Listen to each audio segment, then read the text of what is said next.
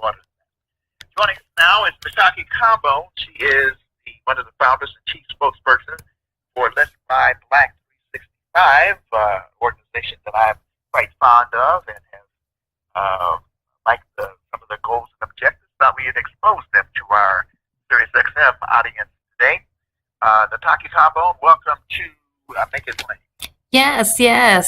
Good morning, and thank you for having me. Since it is the first day of Kwanzaa, I will say Habara Ghani. And Jema. Yes. So, Let's Buy Black 365. It's an interesting idea. Black people buying Black 365. What is Let's Buy Black 365? Yeah, it is a Black economic empowerment movement that is really designed to make a practical change in terms of where and how we spend our money. And so, theoretically, we've heard since as early as the 20s, we can go back to Marcus Garvey's Back to Africa movement and all of these other kinds of things where we've talked about it. We've heard Brother Malcolm X talk about it. We heard Dr. King talk about it in his mountaintop speech. We've heard all of these, amazing warriors and ancestors who have talked about these things and done some incredible things. And the movement Let's Buy Black 365 is about how do we actually make it happen today in our individual lives. And so we do that in a couple of ways. We have a crowdsourced business directory where persons can list Black-owned quality Black-owned businesses that they love so that other people can find them. We have different activities. We just started doing some professional job training so that people can move into higher positions. We have just a number of things. We've got a new TV show and radio show that's coming out. It'll be both, you can watch it or listen to it on some of our media partners' programs. So it's all about the best in Black music, entertainment, education, health, wellness, all of these different things, just so you can find out about the kinds of things that are being created by Black people to improve your life on a daily basis. So we're in the middle of this season. One of the things I talking about in the first segment of the show is the commercialization, really, of the Christmas. The whole holiday has become really this gigantic shop till you drop phenomenon, if you will, which really is consumption oriented. Right. And Black people to a large degree, I think it's practice to a large degree, are sort of caught up into this, what might be called a compulsive consumption, if you will. But a part of what it seems to me Let's Buy Black 365 is doing is trying to cure the community of that. Is that right? I mean, and trying to get people to focus really more on kind of internal investment and building Black institutions. And correct me if I'm wrong. Yeah, I mean, I think it's a little bit of both. I was just talking about, so on the show we have coming out, my co-host is Talib Saber, who's a Maryland barred attorney. And we were talking about, this whole concept. And, I think we need both, especially given the system of racism and white supremacy that we're dealing with. We do need social outlets. We do need to, have and find, creative ways to, just enjoy life. But, critical to defeating a system of racism and white supremacy, we need Black institutions. And so I think the very unique thing about Let's Buy Black 365 is we're talking about a holistic approach. And within that holistic approach, it does talk about a mindset shift where we're not so brand conscious and conscious, so focused on frivolousness to the point where we will spend and waste money to the point that, a lot of people will enter the new year completely broke because they've spent all the money on the holidays, or they've literally blown all their resources for the year. There was an article in the LA Times in September that talked about the median income for Black people was less in 2016 than it was in the year 2000.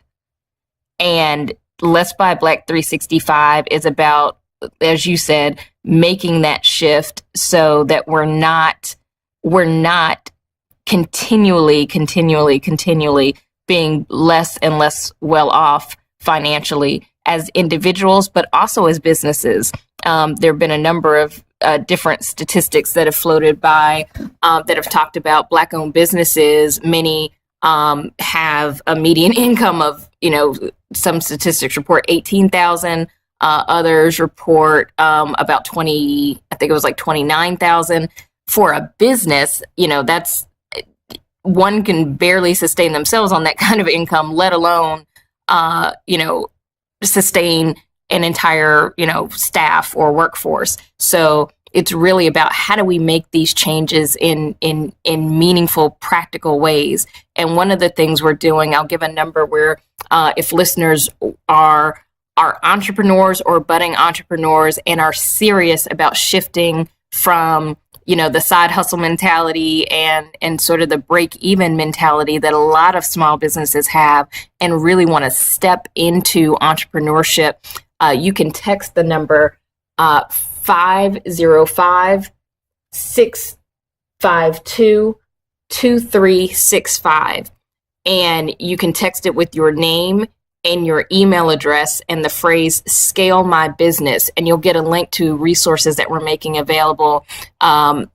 Really excited that we've partnered with my consulting company, New Business Solutions, and we're making $1 million of consulting services available for companies that are serious about scaling up to the point of being able to employ labor forces so that we're actually shifting we're actually closing the wealth gap business by business from the standpoint of the business itself, but also for the people who live in the communities where these businesses are located, who are now able to find better gainful employment. And again, that number is 505-652-2365. And, the one qualifier there is I always differentiate the difference between, someone with a great idea and an entrepreneur is that an entrepreneur takes an idea, takes some investment in that idea, cash investment, and works to actually make it happen. So it's not this elusive goal that's always changing. They're actually putting the resources together. So, whereas companies might have needed, hundreds of thousands of dollars to make things happen, we're making it where they have access to these kinds of scaling resources for sometimes a fifth or a tenth of what that would normally cost. But what we're doing to differentiate those who are not serious from those who are, excuse me, is using that qualifier. So it's got to be the idea, the existing business, or something, some level of investment to capitalize it and go from there. And, that's a major difference from your typical lending or even, other things where you have to come with 30% or all these things that sometimes is not realistic for small businesses. And we're also doing it where, it's not coaching, it's not any of these things. We're actually coming in and directly implementing all of the resources that the business needs so that it's fully functional and operational, so that at this time next year on, the first principle of Kwanzaa, which is all about creating unity within our community, our nation, our race, we can look back and say, here's what we actually did. And that's actually how you celebrate Kwanzaa. The way to celebrate Kwanzaa isn't to wait till Kwanzaa starts and then just go to a party and light candles. It's actually supposed to be a reflection on everything that you did in the previous year that exemplified the principle. And that's what Let's Buy Black 365 is doing. We're exemplifying each principle of Kwanzaa through Black economic empowerment. If you will, what you just talked about in terms of offering people these services, you scaling them up without naming the businesses necessarily, but maybe the concept or the of the business. Can you give us a couple of examples of what has already been done by way of this consulting service? Yeah. So we've scaled service companies, construction, psychology, some small batch manufacturers. To be a little bit more specific. Let's take the service. It started at such and such a point. Oh yeah. Yeah, so there's one that's on my website, which is newbusinesssolutions.com, which is spelled NU, businesssolutions.com. There's one example of a construction company that started with a guy, a cell phone, and a truck. Was pretty much all he had when he started, and took a modest investment. Came to me. We literally created the name, created the everything, all the marketing, all the resources, hired the staff and everything, and grew that to a multi-million-dollar construction company that was operating in 3 states, and got their first contract to build 40 houses 3 months in. And so those are atypical to some extent, but there's a misconception that it's very hard and slow to grow small businesses. And you hear often that the 5-year mark is where you'll really know if you're successful. And that's true when you're trying to do it by sweat equity alone and when you don't know what you're doing.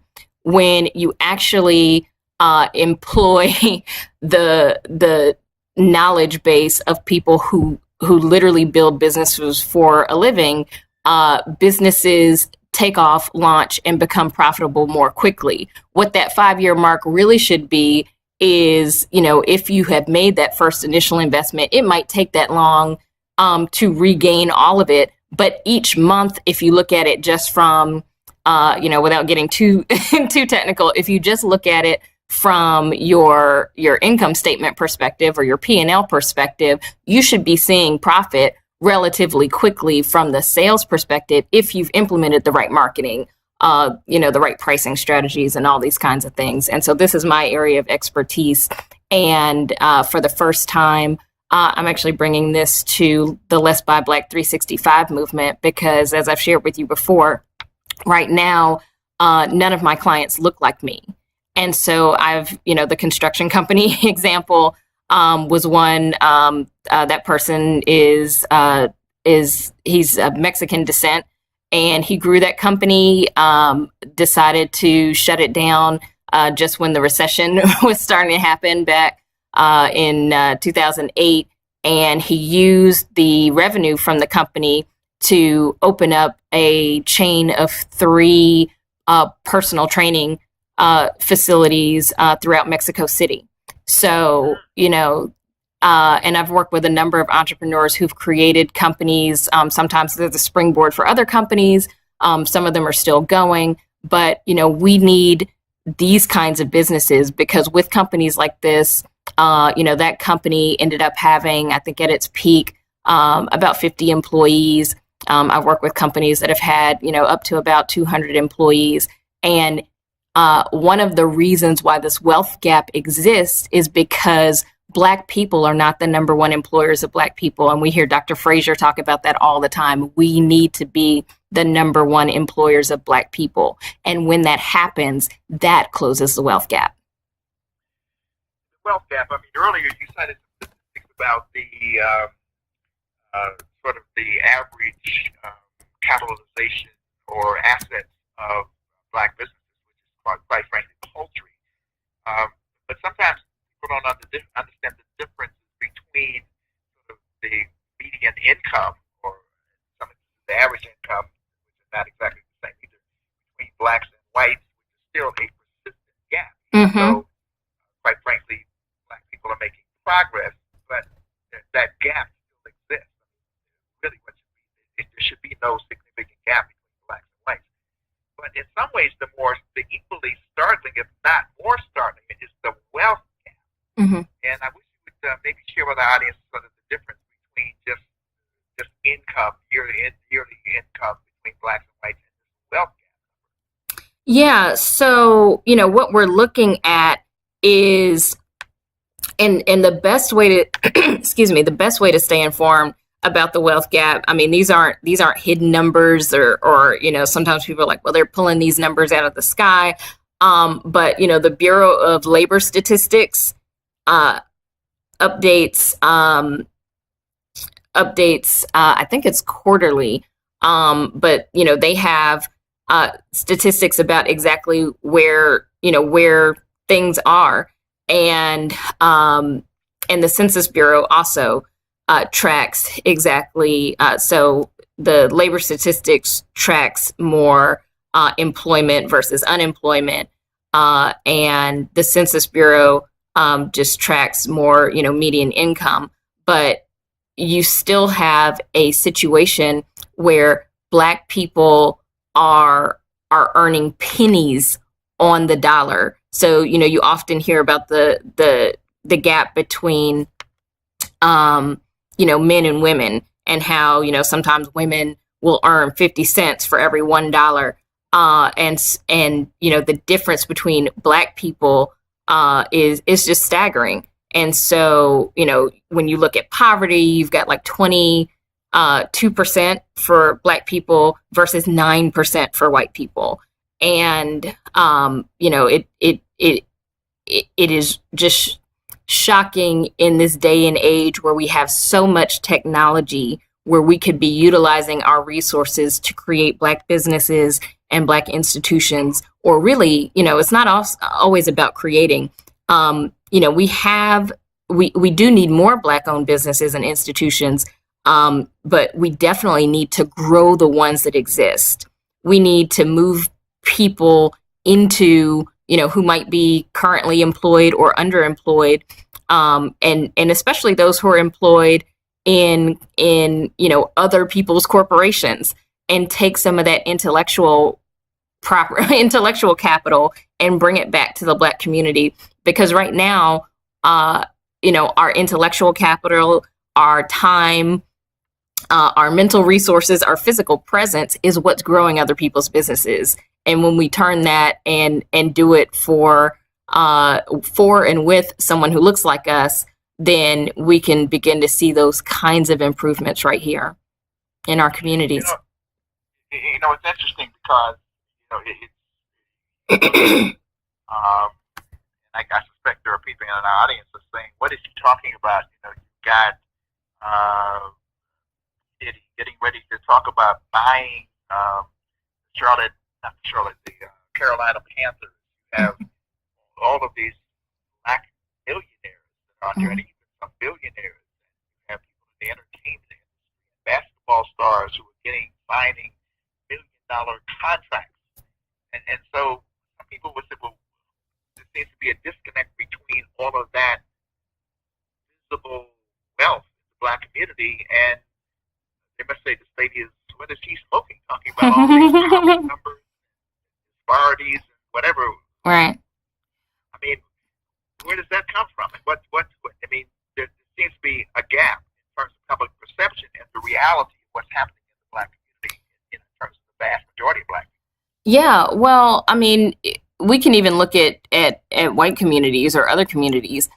Just because there are exceptionally wealthy people, and we do want to highlight that word exceptionally wealthy people, does not necessarily, there is no law in the United States or anywhere that I'm aware of where when you get money, you have to share it with other people. And so and I think that's one of the mistakes that we have as a community has made in terms of a conceptual idea. We keep waiting for someone to bestow their wealth or their goodwill and distribute things across the community, and that's just not the reality, and it's not really the best approach, and it hasn't happened because it's not the reality. And there's another concept that I was listening to, and I'm blanking on his name, so I won't say it right now, but I was listening to a brother speak who was talking about, there's a reason why, it's Marcus Klein, who used to run Frontline magazine. he's talked about, there's a reason why there's certain people who are made into celebrities and who are highlighted. And it's like, that really keeps rebellions and revolutions from happening. If everybody was poor, if everybody was destitute, if injustice was happening to everybody in a visible way, then people would say, oh, well, that's a problem. But what happens is there are a couple of people who are highlighted through media, which is why it's so important that we control our own media. They're highlighted through other people's media to say, look, it's possible if you just work hard enough. Don't pay attention to what's going on right in your community. Don't look at that. Don't look at the poverty. Don't look at the unemployment. Don't look at the injustice. Don't look at the mass murders by police on Black people. Don't look at any of that. Look at this basketball player who's got a lot of money and a really nice house. Just work really, really hard and ignore the fact that there are millions of Black people. There are 46 million Black people in the United States. But just look at the, maybe 30 or so who we see all the time in media who are doing well and try and be like them. Nataki, we're just about out of time, so tell people how they can connect once again with Let's Buy Black 365 and also give out the text number for those who want to connect with you by way of scaling up their business. Yeah, definitely. You can go to www.letsbuyblack365.com. That's spelled LETS, like let's do it together, buy, BUY, black, BLACK 365. Let's buy black365.com. And there's also a contribute button. If you're interested in making a contribution to help make resources available for those who want some job training to be able to help close this wealth gap, we welcome and encourage you to do that. You can also, if you're interested in scaling up your business or in the Let's Buy Black 365 movement, you can text either your name, email address, and the phrase scale my business, or you can text your name, email address, and the word connect me, or the words connect me, to this number, 505-652-2365.